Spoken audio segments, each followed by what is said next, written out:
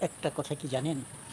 যে মানুষটা সবসময় আপনার খোঁজ নেয়, আপনার ভালো-মন্দ দেখাশোনা করে, সেই মানুষটা হঠাৎ যদি চুপ হয়ে যায়, তখন তার মূল্য বোঝা যায়, তার কদর বোঝা যায়।